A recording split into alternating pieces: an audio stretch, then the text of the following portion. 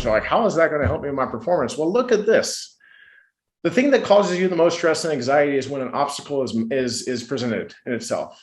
Change occurs. And when change occurs, you have two ways that you can see this. You can suffer or you can celebrate. Today's conversation is definitely about mindset. Mindset is what drives us. Mindset is what gets us up in the morning. Mindset is what gets us through the hard to do activities. We had a really good conversation. We kind of spanned the entire spectrum when it came to what gets us going, the obstacles that get in our way, you name it. This is a very powerful conversation that I had with my friend Zachary Blakeney from the Invincible League, and I know you will enjoy it. Welcome to the Entrepreneur's Hierarchy of Needs podcast. My name is Tim Palladino, and this is the show for entrepreneurs who want a higher value life and business.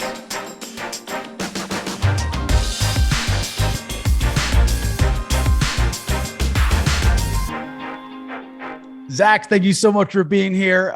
We have a lot to go over today. Yeah, it's my honor, Tim. I appreciate you bringing me onto the podcast and the show today. It's going to be a fun discussion, and I'm happy to have it with you.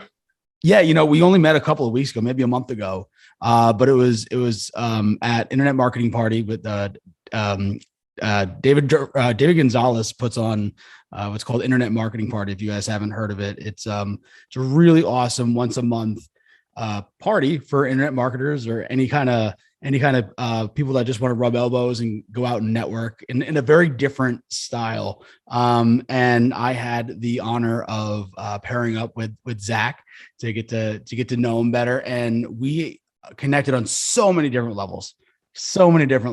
And it was just such a joy to have a conversation with someone that allowed me to kind of. You ever meet someone when you were a kid and like they had a favorite TV show that was like your favorite TV show? That's what it was like. Like, I'm not going to lie. I got a little giddy when we were talking about how we view this ourself and stuff like that. And we've had those moments and those battles with addiction, and we've had to kind of come back from a lot of things. So we've had the opportunity, and we've given ourselves the grace to use what shit has hit the fan to, build something awesome from it. Right. And kind of rebuild inside and then offer those lessons out to the world. And that's why I'm so excited to have this conversation, Zach. Yeah, absolutely. I think the ultimate question of why are you here or why are we here is always something that we want to answer. And unfortunately, we can't answer those things in daily achievements, no matter how big we make them out to be. A lot of times they're found in pain. But pain can also just be removed and we can say experience. And if we really pay close attention to these experiences and what they're teaching us, that's where we can find, the answers to these questions. Totally.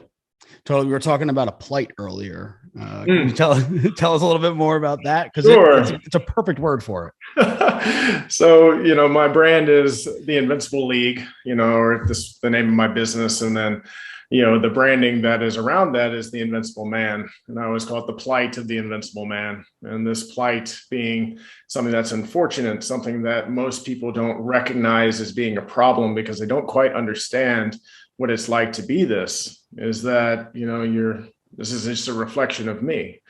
All right. So I was born to believe that I was going to make a difference. I can't tell you why. I just had this innate feeling inside that I was called for something greater. Even as a young kid, I was different. Even getting into college, even when I was a college guy, I was still the guy that people came to that had a different thought process or a different perspective.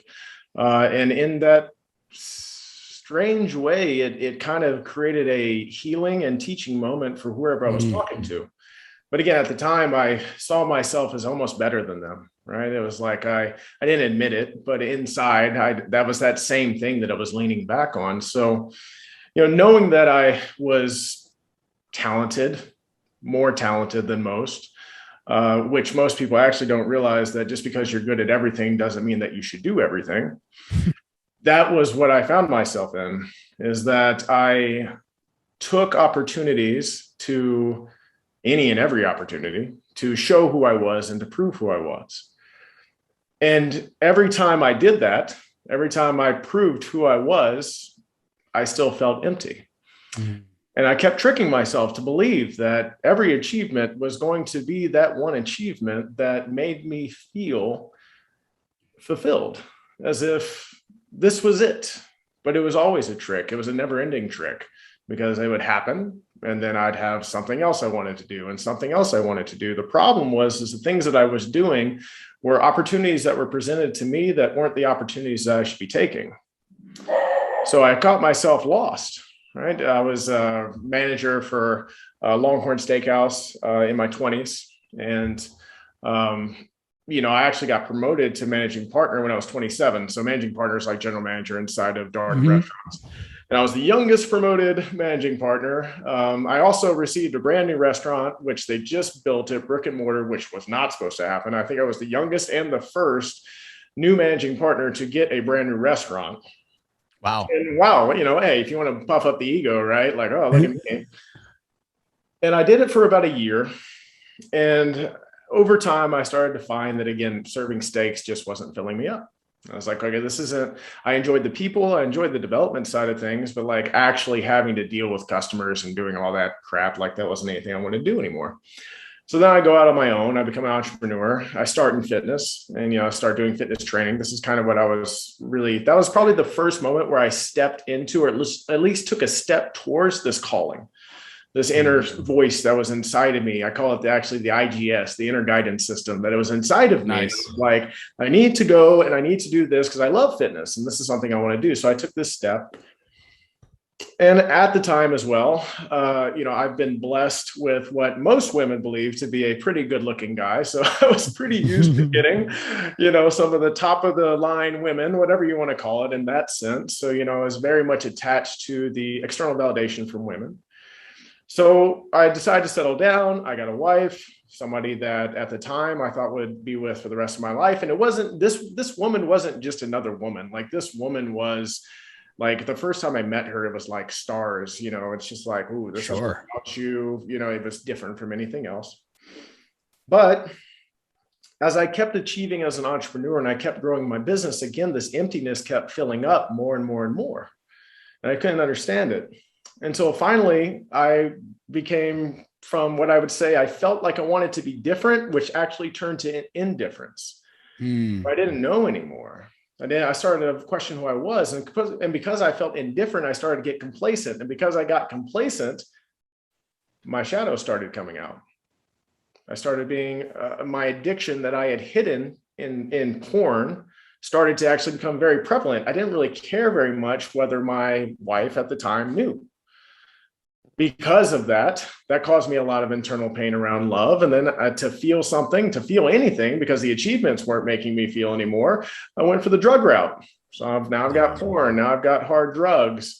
I love marijuana, but even the hard drugs were there for me as well. And then over time, I just lost myself, to the point where the woman that I had pledged my life to said to me in my face, "I'm not attracted to you anymore, and I no longer love you."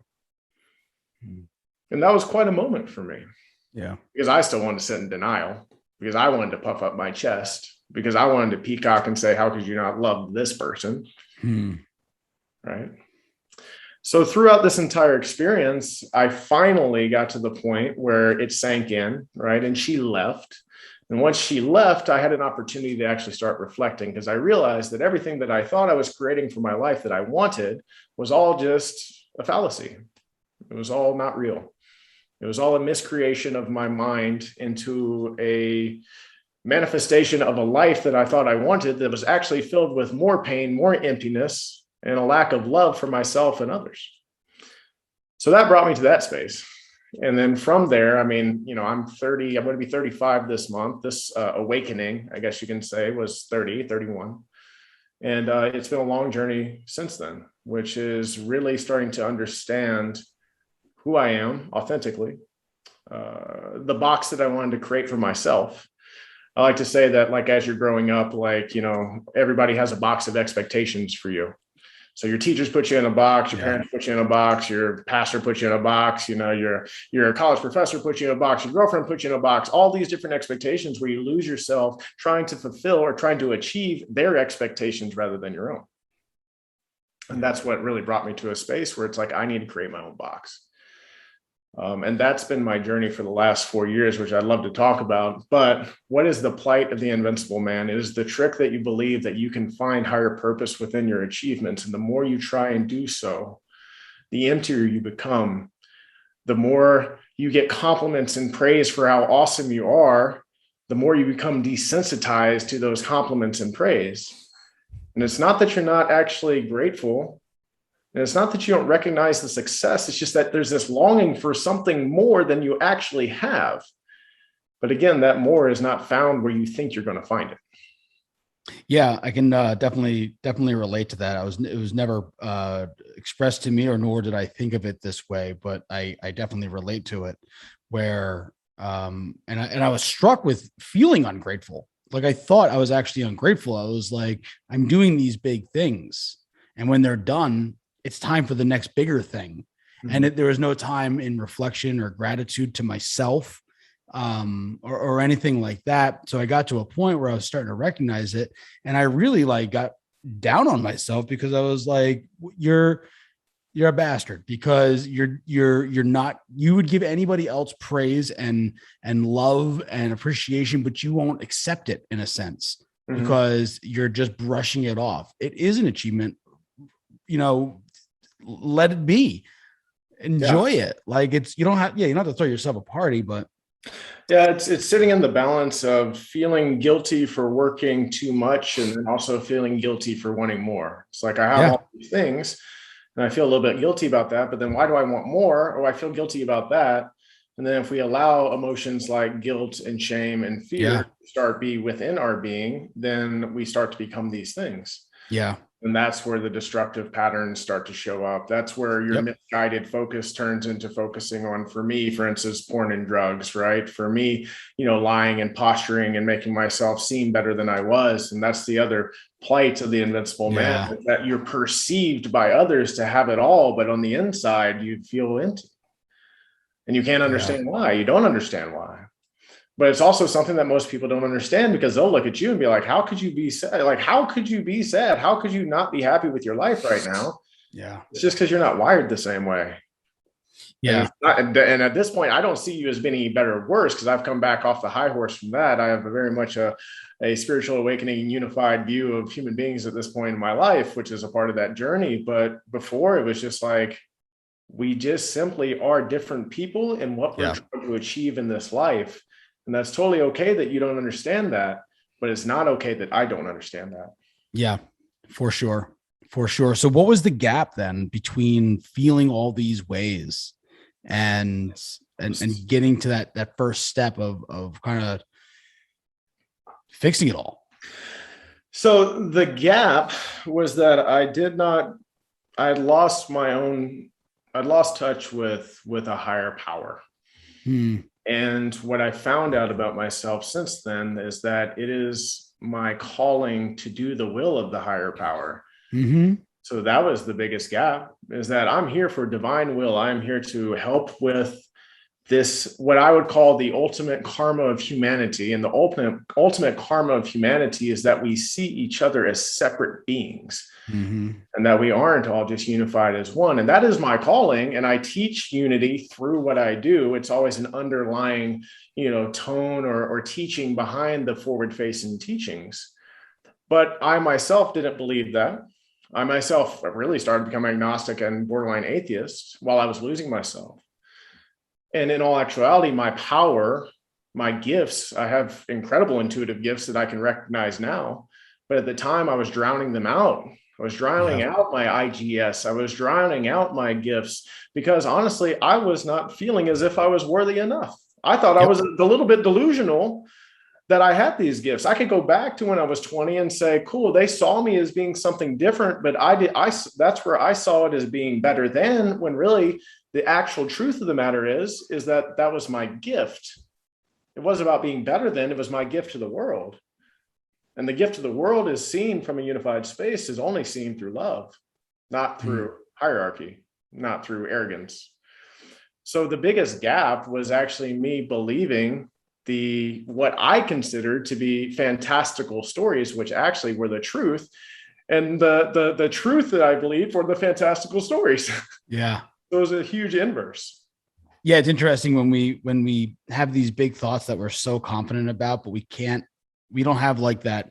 What is like the murder board on the wall, where like we see where it's all connected, but then someday it all just pops in and it's like, oh, that was 100% right. It's I guess it is validating in a necessary way. And I've had a few moments of those in my life too, where it's just like, I don't know why I believe something so wholeheartedly. I really can't like go back to like what the path was to make me feel this way, but I feel it and I trusted it and it worked out like almost I like to the T of how I felt it to be. And I think a lot more self-trust is necessary when making big decisions. Yeah, I mean, I think it's an essential part of life. Like we look for trust in other people, but you can't trust other people until you trust yourself. Yeah. And even more so, what you're talking about with, this idea, I guess you could say even more a thought, right? That everything that you had done, that you had achieved in the state that you're in prior to now was going to get you to this space, and then it doesn't get you there. That's like one of the worst feelings to hold. Mm-hmm. It's almost like I thought that this was going to, but then this didn't, and then this didn't actually do what I thought it was going to do. So now I have to pivot, but where do I pivot to? Yeah. Because everything I've ever believed about myself, every story I've ever told myself was all wrapped up in this one thing. And then of course, we start to feel lost, but the only way you can be found is through being lost. Yeah. The only way you can be found is finding yourself. Yeah. And that was the exact genesis of the entrepreneur's hierarchy of needs, because, I was built up. I've done what I would consider pretty amazing things, from as a young kid and from New York. And then when I, made my 7-figure exit, I had this ego and this storyline that I was following. And then I was just so lost. I became so lost. I tried pushing it to the next level, and I realized I don't believe the stories. The stories don't serve me anymore. And what's even more mind bending is that you can be honest with yourself and still not be telling the truth. Yeah. The stories that you're telling yourself, I see it all the time, where the stories we tell ourselves, is actually a true story, but it's not the truth that gets you to transform. Yeah. So, and then I was actually just at an event this past weekend where I was speaking. We did this really, really powerful exercise. We called it Bury the Bullshit, where they were to write down all of the, the bullshit story that's holding them back. And then we put it into a time capsule. We're going to bury it. And I was like, oh, this is that's great. So one of my gifts is I have a strong bullshit meter. Like I know exactly, and it's aligned not with honesty, but with truth. So like these guys are writing their bullshit, and 90% of their story is puffing up their chest, and 10% of their story is, but I have this thing to work on. I'm like, this wasn't for this. The 10% is really 100% of why you're not getting to where you want to go to, but you want to wrap it in a story of how you're great. And I agree that you're great. It's not that I don't see that, but the problem is this. That you want to keep devaluing is actually having the most weight that's holding you back. Mm-hmm. So once I said that, because I said the same line, to be honest with yourself, without telling the truth, I told him that on Friday, and it was like gasp in the room, like gasp in the room, like, oh my God. Pro clutching. Yeah. And then Saturday they experienced it. I was like, this is exactly what I'm talking about. If you didn't understand what I was saying, now you can experience it. This is what I'm talking about. And what you want, they want this thing that they see is that's so far out there that there's this huge gap. In all actuality, it's a very small story that's wrapping them from the truth that actually would get them to where they want to go to. Yeah. One of the hardest things for men to do is to admit that they might not be as good as they actually think they are. Mm-hmm. That the fear of inadequacy and being incapable is actually real. Yeah. It's something that we all struggle with. I'm sitting here in front of you with a pretty good sense of worthiness in certain moments of my life and what I'm doing. And I can still get off of this podcast and sit down and be frustrated over trying to write marketing messages and be like, I just can't figure this out. It's the same thing. I'm not good enough to figure this out. I am. Yeah. But it doesn't mean that my brain doesn't want to tell me I'm not. That's the whole point. Yeah. That's why achievements that are actually aligned with purpose do fulfill you. Because it has the enthusiasm, it has the deeper meaning behind it. in which all things are possible if you believe that it is. Mm-hmm. Yeah, it's if you go into something with the belief of possibility, right? So I always preach have a healthy disregard for reality. Like the difference between who I was and who I am is now my work is a game. Like that's all it is. It's like I show up in the morning and it's a game. Like I don't think of I gotta do these emails and these things. It's like, all right, what's the score? What's the mission? Like, and it allows me to kind of segregate my mind from personal life and my personal stories. And like, don't get me wrong, I still have, a myriad of issues, personally, but it's one of the easy ways that I allow it not to bleed into my work. I handle it, of course, personally, and that's become a game too, actually, now that I think about it, because it's something I take joy in. But 3 years ago when I started the deeper part of the journey, it was so programmed in me that emotion, we can't show emotion. You're not allowed to cry. You're not allowed to talk about the things that you've done wrong unless you've created a story to distract people of 3 other things that you did right. So hopefully they wouldn't hear the one thing you did wrong. And it's very toxic, and it's sad. It's sad. It should be, we should have the ability to speak freely, especially as men. And inadequacy should be something that, for everyone, not just men, but should be extinct. It's not fair to us as humans to rob ourselves from each other because of a feeling. So I'm going to think about what you just said, because it's not fair to us as humans. I think the robbing of each other of it, absolutely. Yeah. Then I have this overarching thing is that it's why we're here. Like we learn through experience. Like one of the biggest, we talk about programming, right? So this is one of the biggest jokes of the American school system is that growing up, we learn through pedagogy. And pedagogy is that we get taught content and then we get tested on the content to see if we know the content. That's all. That's not only as children, that's all the way up through college. That's how we're taught things. And yet when we become adult, we learn through andragogy, which is the complete opposite. It's content teaches us. Yeah. So we're conditioned to believe that we're going to get out of college. And this is how entitlement happens. Like this is how entitlement is inbred into the subconscious. We believe we get out of college and somebody's going to give us the information for us to actually succeed. But then we get out of college and then we're in a standstill waiting for somebody to give us something when the world doesn't owe you shit. Yeah. Only way you learn is by taking a step, experiencing it, failing, going back, taking a step, experiencing and failing it. But guess what? Failing has also been inbred into your subconscious, because if you got an F in school, you failed. Yeah. So it's like every single thing, the American school system, all it does for the most part is breed complacency, and it breeds, making sure that we are of service to a business or corporation. The problem is that most people are waking up today. I'm a millennial, so I'm kind of like, we're in the halfway. I don't know if you're a millennial. We're in the halfway. Yeah, 37.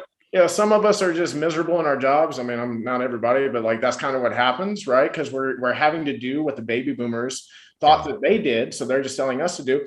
And then half of us are like, nah, man, there's something inside of me that I want to be something greater. But the Gen Zers are like, if they're not attached to the actual purpose of your company and what you're doing, they're not going to stick around. That's not what this is about. And then you see this happen over and over and over again, that all we're trying to do is, again, put us into a box of business when business is evolving. That's why emotional intelligence is a never-ending vertical that is going to be the standard for personal and professional excellence in the future. But it's also the competitive edge of the present, because most people aren't even using this. I saw there was a study that was done as of 2019, and 2020 made a big impact on this, but as of 2019, 20% of the Fortune 5,000 companies were testing for emotional intelligence, only 20%. And that's the Fortune 5,000 companies that have more resources and everything else. But we're now seeing emotional intelligence as being the key performance indicator for performance. And yet we're still not testing for it. Yeah. So that's where the test that we've developed that we're licensing and what we're doing and bringing it to HRs as a package deal to say, hey, this is going to be more important to you than the Myers-Briggs test, personality test that you're using. Yeah. Because it can place you, but it's not going to tell you how well you're going to perform in there. This is more important than the experience that somebody else might have, because if they're experienced at being a shitty manager and then you hire them and they're a shitty manager for you, what's the point? Mm-hmm. But we're still in this old guard as we're moving towards this new guard. So this is the main argument for me in my B2B businesses, which is like, hey, we're going to pop in and we're going to change the way your culture and your company work. But you got to be open to the fact that the shit you've been doing no longer serves you and won't serve you in the future. And that's very hard to break through, especially the baby boomers that are still kind of running, these other businesses at the higher level. They're starting to leave though. And the millennials are starting to come up and we're like, we're tired of this, man. Yeah. Things are going to change. This isn't how you run business. This isn't even how you run life. Yeah. There's way more to it. Yeah. It's interesting how there's that paradigm shift, right? Where life dictates business and work and passion and stuff like that versus your business or your work dictating your life. I have to work 80 hours. I'm sorry, I can't be there for the play that my daughter's in or whatever. Like that's unacceptable now, which is fantastic to hear. But yeah, that was like, like basically the theme of like every movie in the 90s when there was like a parent, right?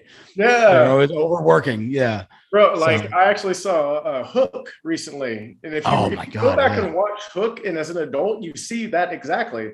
Really? Well, yeah, he's overworked. He's working for a billionaire. He misses his son's baseball game because he's overworked, right? And then he goes to Pan and become Pan and everything else. But the whole beginning of the story is exactly that. The overworked middle-aged guy making all the money and not being, attentive or there for his family, the things that matter most. Yeah. But I tell guys that I work with all the time that like you see these two things as separate and they're not. You see peak performance and personal freedom as being separate. You've tricked yourself into believing that they're separate, but they are intimately intertwined. Mm-hmm. And personal freedom comes at a price, and that price is transparency. So if you can't be transparent about your problems, all you're going to do is lock them away in the corner of your psyche where you think you've hidden them, but really you've just empowered it.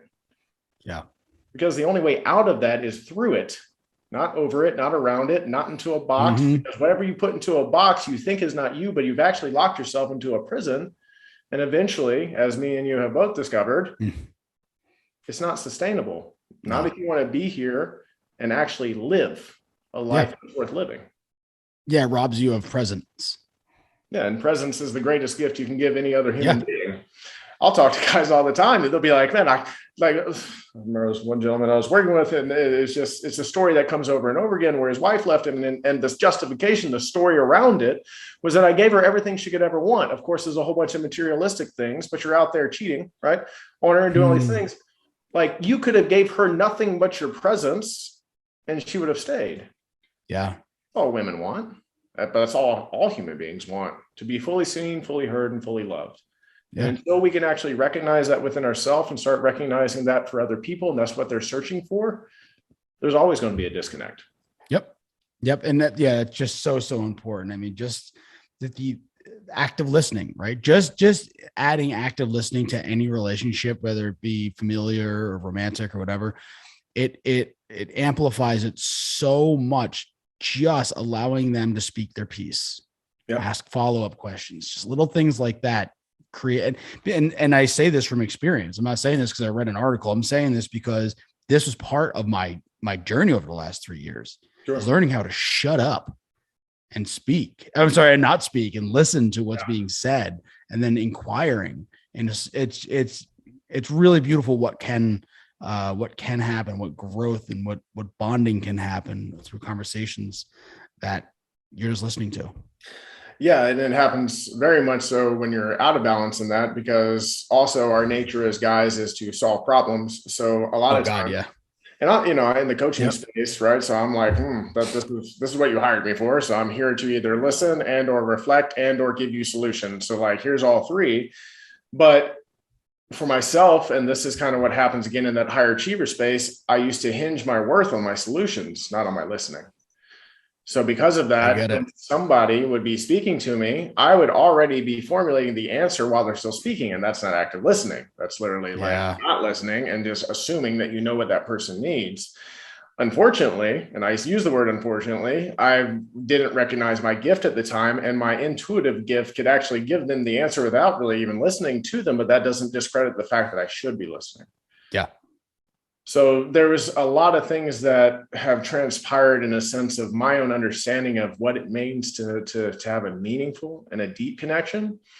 And that is the one thing that most people are lacking in their life right now, because there's too many damn distractions to get you to be even meaningful. So noisy. It's so noisy. And I'm a pretty aware guy, and I try and keep the noise to a minimum, but it still sneaks. Sneaks. For sure.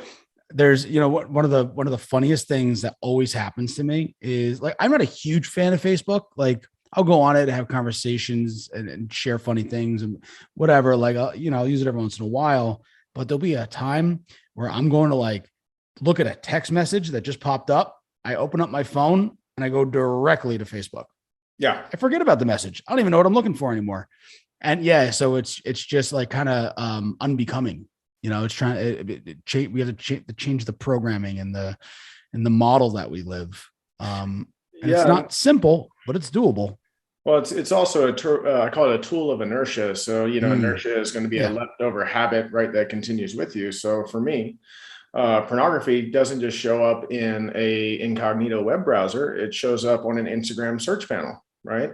So like, if I were to go, once I stop watching pornography, if I go to my Instagram search at the time, like, there's a whole bunch of like beautiful women and topless and stuff like that. Like, that's pretty much the same thing.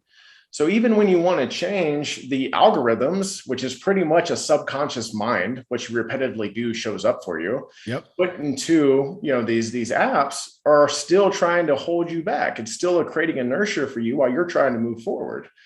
So something that I actually had to do inside of my Instagram search is, like, I went actively to the type of people I want to follow, and I started liking them every single day. And I tried so hard when my search would come up and there would be pictures that I would normally click on, I tried not to, but it took me a long time to not do that too. Yeah.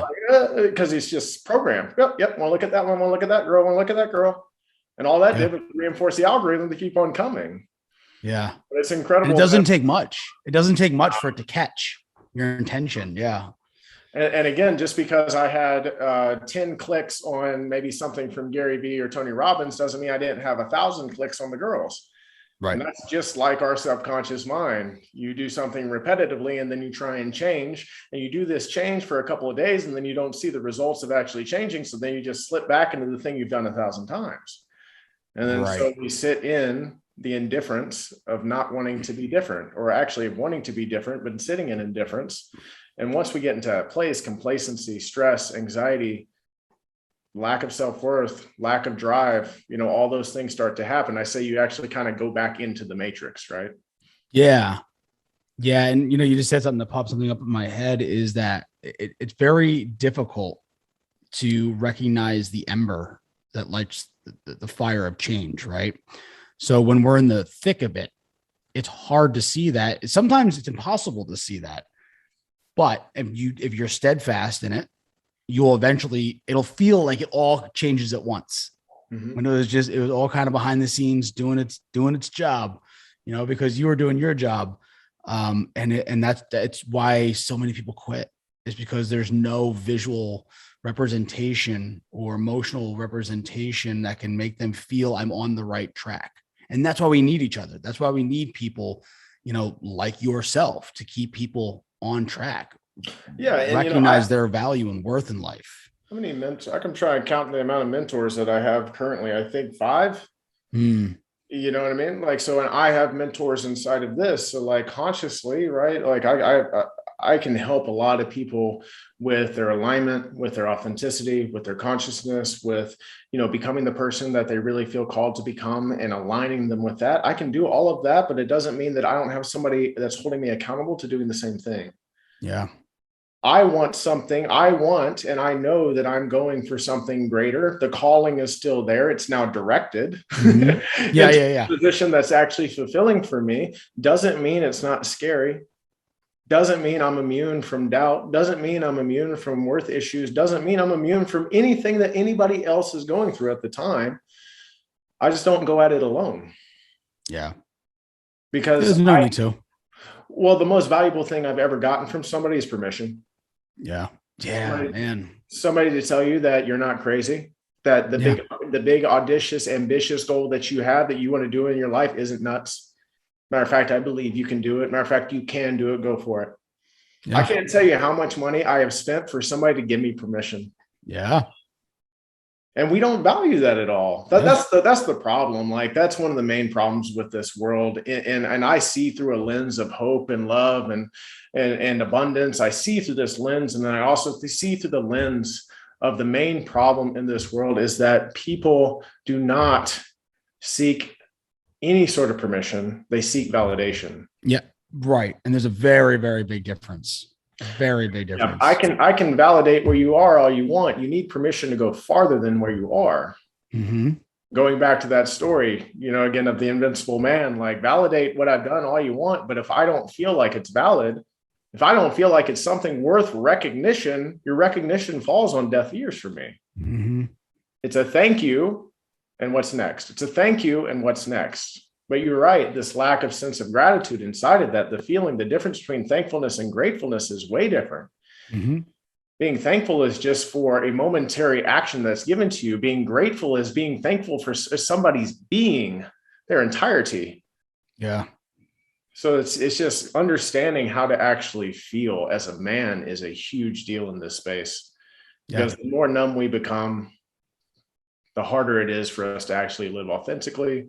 And the harder it is for us to find fulfillment, and the harder it is for us to even feel as if we're worth of living. And that's a dangerous place to be in. That's a very dangerous place. I think we're there's a trajectory and it's going in the right direction of when it comes to men's communication with each other and with others, being more secure in our emotions, showing up as themselves, not as a character.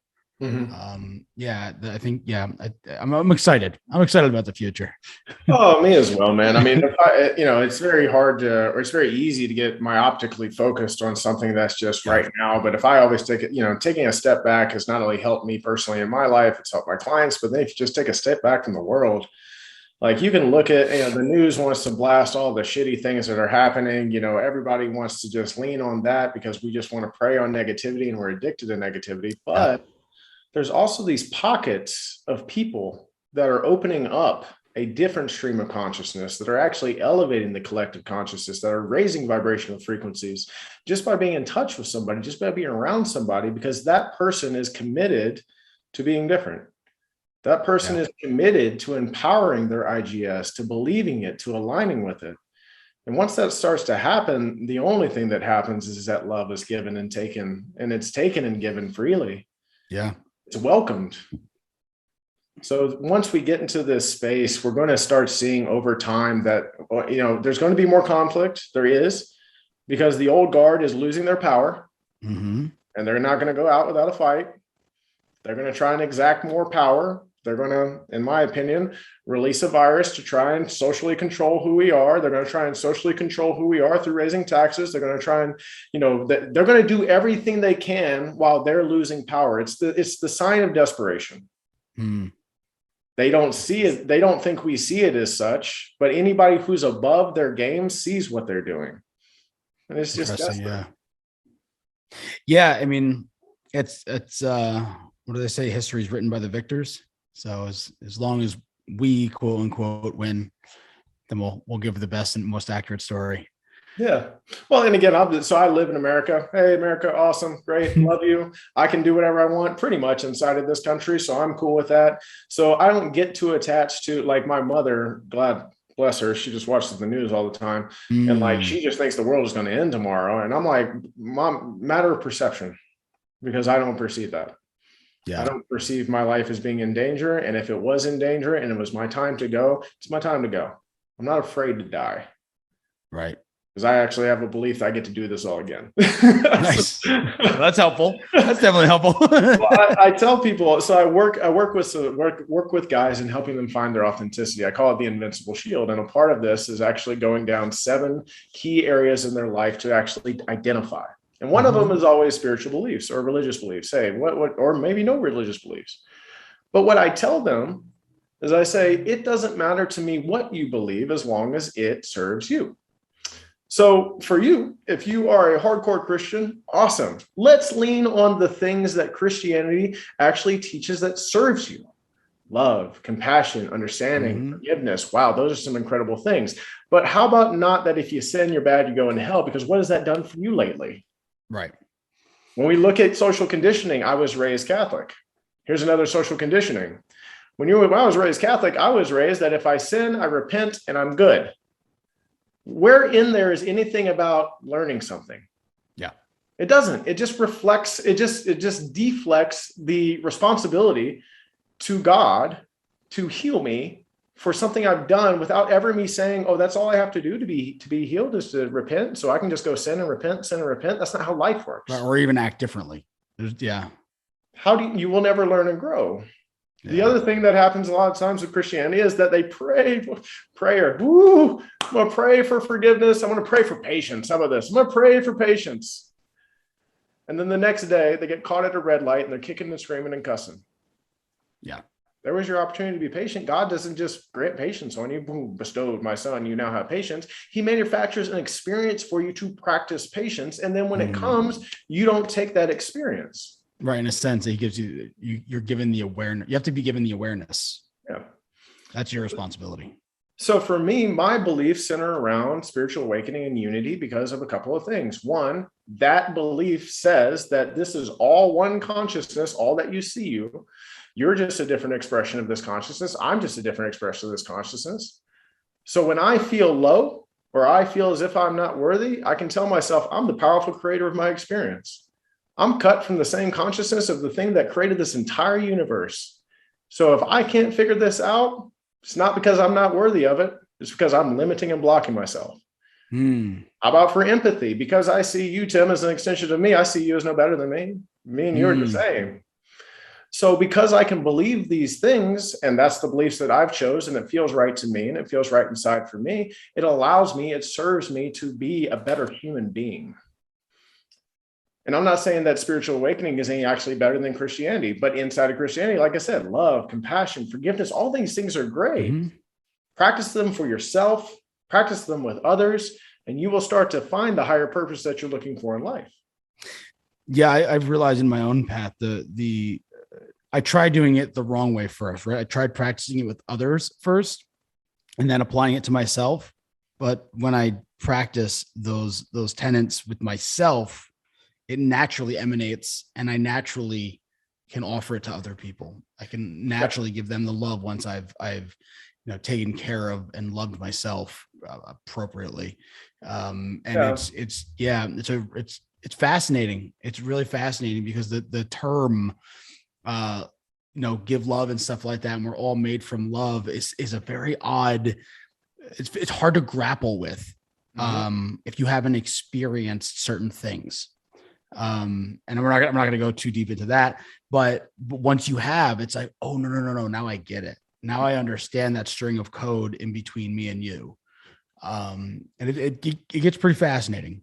Yeah, a lot popped up for me there, and let's see if I can organize my thoughts real quick. But the first thing we talk about is that there's it's learn, teach, and then teach, learn.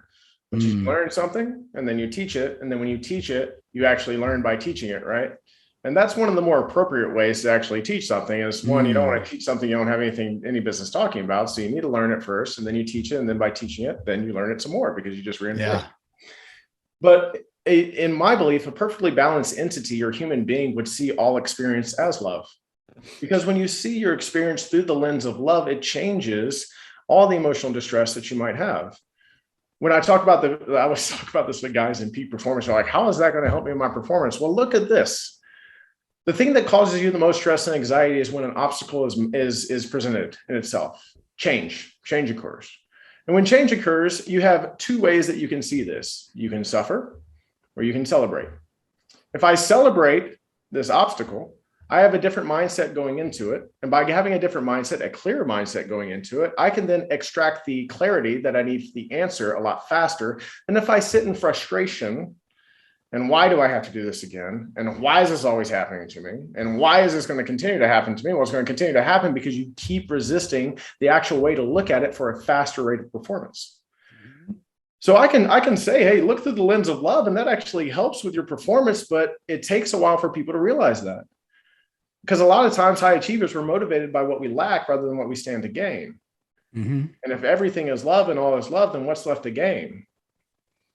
Well, Yeah. that's the answer that we're always trying to, that's the answer that, again, they seek for in the achievements and not in the ultimate question, the ultimate answer, which is we are here to love and understand each other. And if we can have that as the straight through in everything that we do, whatever content comes from those two things will also reciprocate love and understanding of yourself. Mm-hmm. Energy you give off is the energy you attract, right? Yep. And if you really believed it, why would you ever be angry? Yeah. Yeah. Changing course just a little bit. Let's talk about. I went too woo-woo. No. I live in Austin, man, with you. This is my no, but I want to make sure that we get to talk about your YouTube channel. That's you're good. You're good. Like I said, honestly, it's one of my greater. It's one of the challenges I love meeting is that the metaphysical to the physical. So right, because well, I definitely agree with that because I was a very very science based, and I got to be honest, like over the last 3 years, I've talked about it at length over the podcast and stuff like that, but I've gone through some changes and experienced a whole bunch of things over the last 3 years, and none of how I think now is even close to how I have thought then.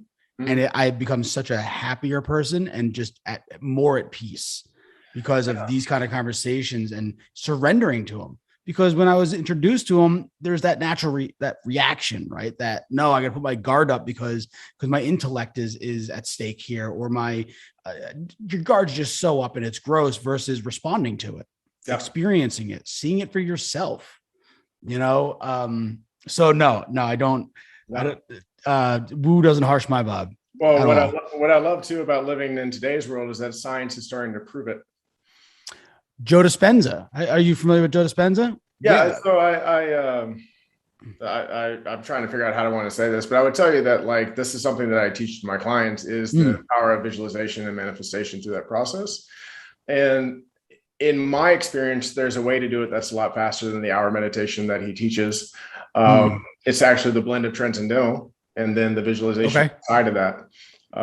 What essentially in the teachings that he's doing is he's getting your brain waves to get into an alpha and theta wave state, which is the state of actually getting into what he's calling the quantum field, which is the world of endless possibilities of what can be done. But this method, although it works very well, obviously, dude's healing people from stage 4 cancer, not taking anything away from it. But a lot of times I found that people have been resistant to it because it's like, I got to do this for an hour. I got to be in this state for this long. When really you can actually get into that state faster using a mantra-led meditation where within 5 minutes, you can put yourself in that state, take 10 minutes to visualize, go back into the state for 5. And then in 20 minutes, you've already put your wishes and your desires and your intentions into the infinite possibilities. And you just have to trust that it's going to happen from there. I have repetitively in my life in the past, when I was unaware I was doing it, I used to just call it visualize with gratitude. Didn't even know what it was. It was just intuitive. I did it when I was 31, right? Yeah. And then now I can look back at every single moment that I have heart-centered and wished for, and it just keeps popping up in my physical space. Like, hey, cool. Reality is just showing me that this is true. Yeah. When I was first starting to do it, I had to do it on my own terms in a sense, right? Like meditation, I couldn't call it meditation. I had to call it honing steel. Like I had to call it my own damn thing. So I felt comfortable enough to try it. And then, now I can call it meditation. That's that masculine energy right there. Yeah. Right. Exactly. I don't meditate. I'm too tough for that. So, all right, let's talk about your YouTube channel. Yeah. What's going on with it? What's driving you right now to produce content and get involved in YouTube? Yeah. So, I've been a bodybuilder for the last 7 years of my life. And this last year I decided that, hey, I'm not going to do bodybuilding anymore. I don't even like training that way anymore. It used to do 2 things for me, like training like a bodybuilder. One, it was emotional release, right? So I can easily let out some frustration, some anger and stuff like that. Well, I'm not an angry guy anymore. So I don't need that. 2, there was a focus agent. So Yeah. for instance, if I'm going to go grab, when I used to be able to do 150-pound dumbbells, and I'm going to put them on my knees and I'm going to, incline press them for 8 reps, the amount of focus that takes so that 150-pound dumbbell doesn't fall on your face, there's a lot of focus. Well, now I see 150-pound dumbbells and I have no desire to pick them up whatsoever. So my training has, in that regard, become less fulfilling for me. It's not having the same result. I always found that amount of focus, when I focused that hard in one area, it bled over into my focus in my business, my life, everything else. So for the last, I would say, about 8 months, 9 months, I've been just kind of half-assing workouts. I started yoga, which I really like. But I now have found this new calling, and this new calling is to start training like a superhero. So, oh yeah, that's awesome. I'm going to take a clip from probably Captain America Civil War, or no, not Civil War, Winter Soldier, the second one. Yep. And I'm going to try and reproduce it. And, when Cap fights, in the movies, he's flipping and he's doing all these different things, like stuff that I can't do right now. Right? No way. Yeah. So that's part of it, is like, I'm going to basically start a training cycle for myself to get to a point where I can recreate whatever scene I pick that I want to recreate. And then the other half of it, it's the YouTube channel will be called The Invincible Man. The other half of it is going to be the tracking of what I believe an invincible man is, which is the ability to be vulnerable and transparent. So it's going to have 2 meanings behind it. The physical health is something, or the physical goals is something that most likely tracks a lot of people to, is this guy really going to do this? Like, I'll see it, that kind of thing. But the underlying intention is to bring spiritual awakening, to bring emotional intelligence, and to bring the idea of what it means to be invincible to a different space, to a different perception that actually serves people and helps other people and gives other people permission to do the same. That's amazing. That's really amazing. And that's something I'm definitely looking forward to. Yeah, I'm excited, man. Yeah. I haven't been jazzed up about any sort of physical activity. And I was a college baseball player, 3-sport star in high school, stuff like that. You know what I mean? So I've been missing that in my life, and I just know it's going to accelerate everything else. That's really cool. Yeah. And I, going back to what you were saying before with the release of tension or emotion with working out, and the focus element, I need to work out. Whenever I don't, like, we're usually at the gym every morning. If I don't, it wears on me. It wears on me. And there was a stint, probably right before we met, I was getting off of, it was like 6 months. I didn't go to the gym, and I just felt like trash. And it was like, it's so imperative for your mental health, not just your physical health, just to show up, to win. It's like, make your bed in the morning. It's like that kind of thing, where it sounds like a cheesy motivation, but just go and accomplish. Doesn't have to be crazy. You don't have to, run a 3-minute mile. You don't have to be, but just be there, recognize, accomplish. Yeah. We actually put physical activity under emotional intelligence. I agree. I definitely agree. Yeah. So that's something we've also tried to bring to market, that like, hey, I can teach you, perceptions that shift your emotions. I can teach you mindfulness and meditation and all these different things. But if you're not actually doing something physically active to make yourself happy with yourself, like that's step one. Yeah. And a lot of times we hinge our primitive happiness on how we look. So, yeah, very true. Hey, listen, before we cut out, what is something you want to leave the audience with? Words of wisdom, a song, anything. Here's something. If I sang, they might just cut me off. So, how about this? We're all frauds. We're all powerful beings pretending to be human beings. And if you can believe that inside of yourself, you'll start to radically transform your life very quickly. Yeah. Yeah. I feel that, man. I feel that. And I agree. I couldn't agree more. Zach, thank you so much for being here, brother. So great to catch up with you, and learn more about you and how your mind works, and realize that we're certainly cut from the same cloth in that universal quill. Excellent, man. Thank you so much for being here with us. Yeah, sure thing, man. If I could offer just a place to find me, that's okay. Yeah. So at Zach Blakeney for Instagram, if anything connected with you on the show today, if you just DM me Invincible, I'll be happy to get into a conversation with you in any way I can serve you. And then the Invincible Man for YouTube coming up. And then my name, Zach Blakeney, on pretty much all outlets, Facebook, even TikTok, even though I'm kind of dormant there. But Instagram is the main way to contact me. And I look forward to talking to anybody that would like to have a conversation. Cool. And obviously, guys and gals, all of Zach's information will be in the show notes, no matter if you're watching or listening to this. Groovy. Take care. Thank you again for joining us. And if you like what we're doing with the entrepreneurial hierarchy of needs and want to show your support, the best way to show some love is to subscribe and leave us an honest review. We also have a Facebook group where we continue these types of conversations and so much more for all of our continued growth. I can't wait to see you in there.